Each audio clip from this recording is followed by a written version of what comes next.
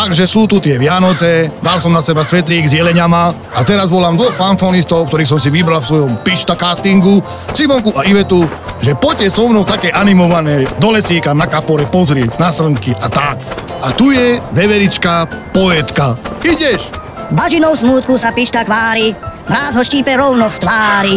Cencúle mu idú z nosa, v tom oblinka beží bosa. Preto oblina takto uteká, lebo bola v sauni a teraz sa ide trošku schladiť. A o tom je následujúca básnička. Poetický Svišťko. Henho Svišťko Janko tužuje, jak oblina otužuje. Hej Svišťko, ty veľmi zlatý si, viac ako zlatá rybka. Vieš ty čo? Splníme ti 3 želania. A teraz hudobný súbor Svišťovianka. Centovka, centovka, ktože ti dal hlas? Svištík ten maličký, a či pišta zas. Centovka, centovka, je každého sen. Voláš, píšeš, SMS-kuješ, len za 1 cent. Hurá, už ju máš, ty si zavoláš. Srnkám, sokram, jeleňom, všetko vedie dáš.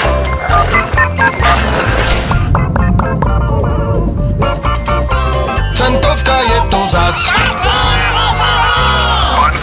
Nerobí drahoty.